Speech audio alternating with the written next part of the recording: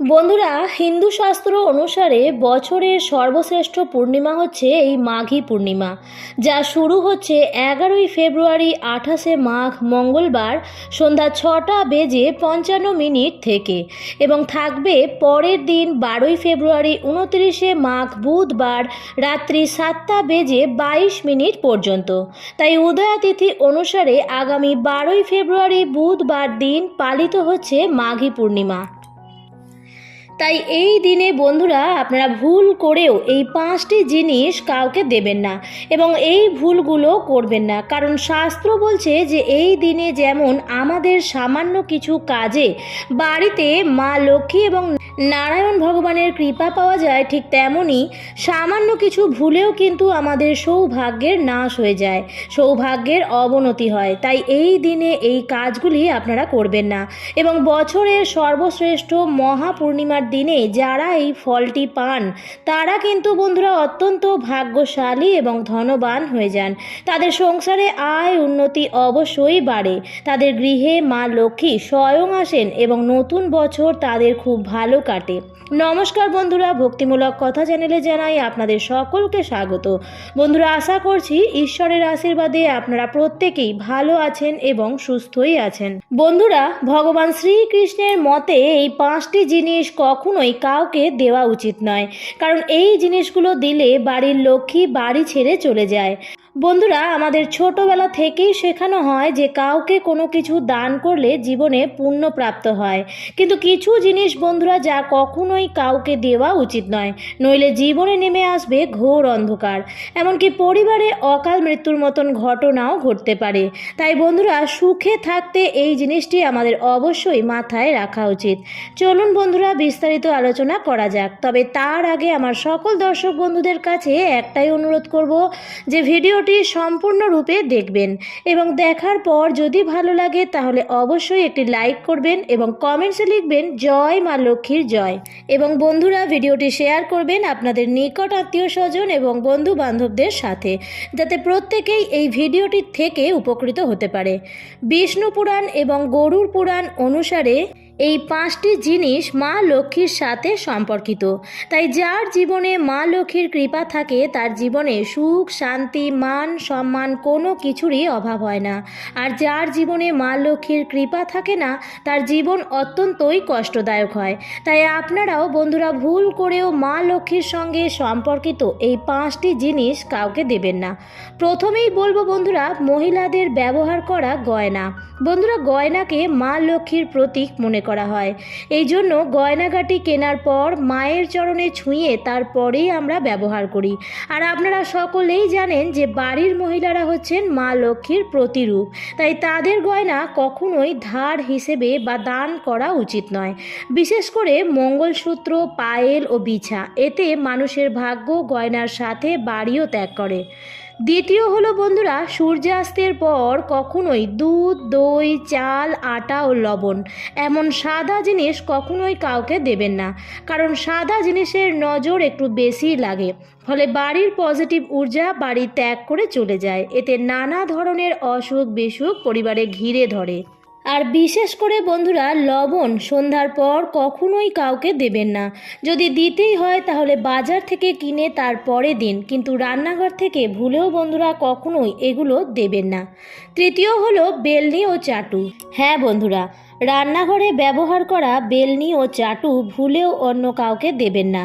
বন্ধুরা, আমরা সকলেই জানি যে মা লক্ষ্মীর কৃপায় আমরা অন্ন প্রাপ্ত করি, এই জন্য আমরা খাবার খাওয়ার আগে ঈশ্বরকে ধন্যবাদ দিই, কিন্তু যদি আপনি এগুলো অন্য কাউকে দিয়ে দেন তো আপনার বাড়ি থেকে মা লক্ষ্মীও এই জিনিসের সাথেই বাড়ি ছেড়ে চলে যাবে।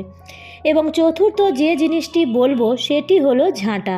বন্ধুরা, ঝাঁটা আমাদের বাড়ি থেকে নেগেটিভ ঊর্জাকে বার করে দেয়, তাই ঝাঁটাকে মা লক্ষ্মীর প্রতীক মানা হয়। তাই বন্ধুরা, এর জন্য বাড়িতে ব্যবহার করা ঝাঁটা অন্য কাউকে কখনোই দেবেন না, এতে আপনার বাড়িতে নেগেটিভ ঊর্জার প্রভাব বৃদ্ধি পাবে, কারণ যখন আপনার বাড়ির ঝাঁটা অন্য কেউ বাড়িতে ব্যবহার করবে এর প্রভাব কিন্তু সবার প্রথমেই আপনি আপনার বাড়িতেই দেখতে পাবেন। এর সাথে বন্ধুরা ভুল করেও কখনোই ঝাঁটায় পা লাগাবেন না। যে বাড়িতে বাড়ির মহিলারা ঝাঁটায় পা লাগায় বা পা দিয়ে ঠোকর মারে সেই বাড়িতে কখনোই মা লক্ষ্মীর বাস হয় না। সেই বাড়িতে সর্বদাই দারিদ্রতা লেগে থাকে, কারণ মনে করা হয় যে ঝাঁটায় মা লক্ষ্মীর বাস থাকে।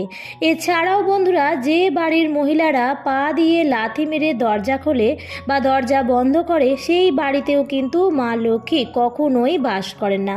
তাই বন্ধুরা যদি আপনাদের বাড়িতে এমন কিছু হয় তো আজই তা বন্ধ করে দিন।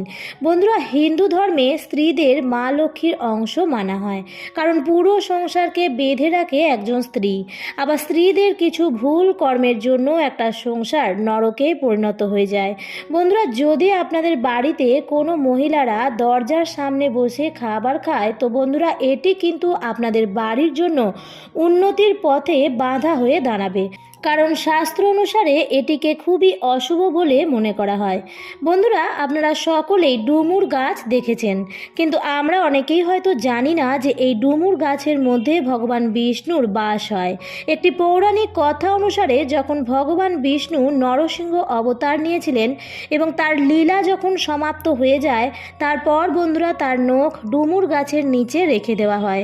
এরপর যখন ভগবান বিষ্ণু সেই নখ নিতে আসেন তখন দেখেন যে সেই নখের জন্য ডুমুর গাছের গায়ে কাটা কাটা দাগ হয়ে গেছে। তখন ডুমুর গাছ বলে যে হে প্রভু, আপনি আমার সাথে কেন এমন করলেন? তখন ভগবান বললেন, এই ক্ষতিপূরণের জন্য আমি সর্বদাই তোমার গাছে বাস করব এবং শ্রদ্ধা মনে এই গাছের পূজা অর্চনা যে করবে তাদের সকল মনোবাসনা পূর্ণ হয়ে যাবে। তাই বন্ধুরা অগ্নিপুরাণ অনুসারে কিছু কিছু গাছের মধ্যে কোনো না কোনো দেবদেবীর আশীর্বাদ রয়েছে, যেমন ধুতুরা, নীলকণ্ঠ এবং আকন্দ। বন্ধুরা এই সমস্ত গাছের মধ্যে ভগবান শিবের আশীর্বাদ রয়েছে। ঠিক তেমনি তুলসী, ডুমুর এবং কলা গাছ এই সমস্ত গাছের মধ্যে ভগবান বিষ্ণুর বাস। এছাড়াও বন্ধুরা কিছু কিছু গাছে আবার নেগেটিভ এনার্জিরও বাস হয়। তাই এর জন্য বন্ধুরা বলা হয় যে কখনো কোনো গাছের গোড়ায় প্রস্রাব করতে নেই। এতে বন্ধুরা না জেনেই আমরা নিজেদের দুর্গতি নিজেরাই ডেকে আনি। তাই চলুন বন্ধুরা এবার আপনাদের জানিয়ে দিই সেই টোটকাটির ব্যাপারে।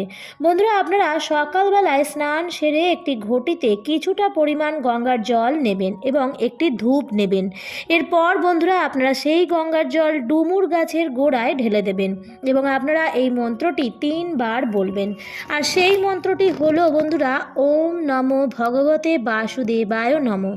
এরপর বন্ধুরা আপনারা সেই ধূপ দিয়ে ভগবান বিষ্ণুকে স্মরণ করে সেই গাছটির পূজা অর্চনা করবেন। তারপর আপনারা হাত জোড় করে যে সমস্যায় রয়েছেন তা ভগবানকে জানাবেন এবং ভগবান বিষ্ণুর কাছ থেকে সেই গাছের 3টি ডুমুর উপহার হিসেবে চেয়ে নেবেন। তারপর আপনার গাছ থেকে যতটা ডুমুর লাগবে আপনি তা নিয়ে নিন। এরপর সেই ডুমুরগুলিকে ঘরে নিয়ে এসে তার মধ্যে থেকে একটি ডুমুরকে লাল কাপড়ে বেঁধে আপনি যেখানে টাকা পয়সা রাখেন সেখানে রেখে দিন। আর একটি ডুমুর আপনারা লাল কাপড়ে বেঁধে আপনার বাড়ির যে সদর দরজা রয়েছে সেখানে টাঙিয়ে দিন। আর একটি ডুমুর আপনারা শোয়ার বালিশের মধ্যে রেখে দিন, কিন্তু বন্ধুরা এই বালিশের মধ্যে যেন আর অন্য কেউ না ঘুমায়। যদি বন্ধুরা আপনারা এইভাবে 7 দিন ঘুমাতে পারেন তো বন্ধুরা আপনারা নিজেরাই দেখবেন যে আপনাদের দুর্ভাগ্য কেমন সৌভাগ্যে পরিণত হচ্ছে। কিন্তু বন্ধুরা আপনারা যদি পারেন তো সেই দিন নিরামিষ আহার গ্রহণ করে এই কাজটি করবেন আর স্নান করে তবেই কিন্তু এই গাছটির কাছে যাবেন। যাই হোক বন্ধুরা আমার আজকের ভিডিওটি এই পর্যন্তই। ভিডিওটি দেখে যদি ভালো লাগে তাহলে অবশ্যই লাইক, কমেন্ট এবং শেয়ার করতে ভুলবেন না এবং এই ধরনের আরও ভিডিও পাওয়ার জন্য চ্যানেলটিকে সাবস্ক্রাইব করে পাশে থাকা বেল আইকনটির অল লেখাটিতে ক্লিক করে দেবেন।